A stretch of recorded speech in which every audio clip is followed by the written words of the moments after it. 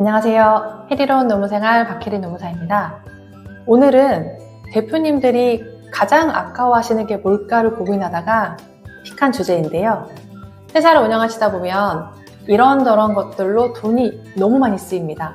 하다못해 회식비, 탕비실 간식비, 직원 택시비 쥐어주고 이런 것들도 다 비용인데 대표님들께서 아까워하시는 비용 중에 가장 크게 차지하는 것이 인건비죠.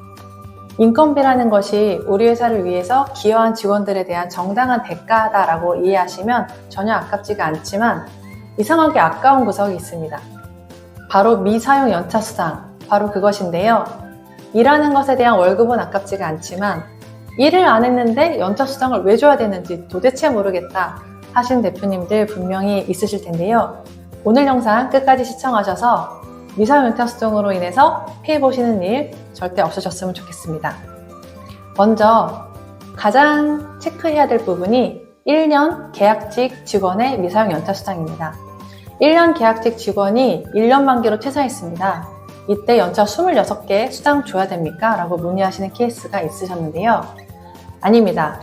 정확히 365일 근무하시고 퇴사하셨다면 11개의 연차수당만 주시면 됩니다. 1년 미만 근로자의 경우에는 한 달 개근 시에 1개의 연차 휴가가 발생하기 때문에 총 12개월을 근무했다면 11개의 연차수당이 발생하고요.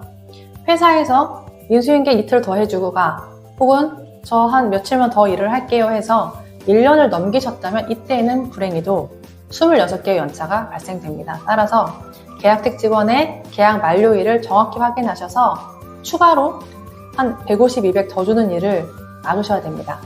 그리고 연차에 대해서 3가지 정도 포인트를 짚어드리겠는데요. 먼저 5인 미만 사업장은 연차 수당이 필요가 없습니다. 연차가 적용이 되지 않는 사업장이기 때문에 우리 사업장의 상시 근로자 수가 5인 미만이다라면 연차는 신경 쓰지 않으셔도 되고요. 두 번째로 야간 근무를 하고 다음날 퇴사를 했는데 366일이 됐어요. 이때는 어떡하나요? 이때에는 전날인 365일째에 출근한 것의 연속으로 보기 때문에 연차 수당이 추가로 발생되지 않습니다. 세 번째로 2월이 29일까지는 6년인 경우에 이때는 어떻게 합니까? 라고 하시는데요. 우리나라 법에서는 역학력으로 달력상 1년을 보기 때문에 이 366일인 1년이라 하더라도 연차 수당이 추가로 발생하지 않습니다. 그리고 많은 사업장들이 이렇게 하시고 계세요. 우리 회사는 연차 수당을 주지 않으니까 연차를 다 쓰고 나가. 우린 수당 없어. 이렇게 이야기를 하시면 쓰고 나가지도 못하고 수당으로 돈을 안 줬을 때는 나중에 문제가 크게 됩니다.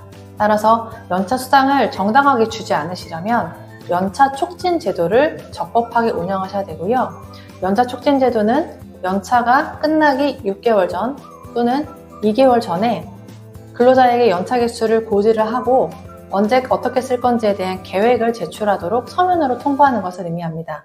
이러한 절차가 갖추어져 있다면 연차 수당을 주지 않으셔도 합법적으로 가능하시지만 그렇지 않으면 절대 주셔야 되는 금액이라는 부분 꼭 기억하시고 나중에 노동청에서 연락 오는 불상사 막으시길 바랍니다.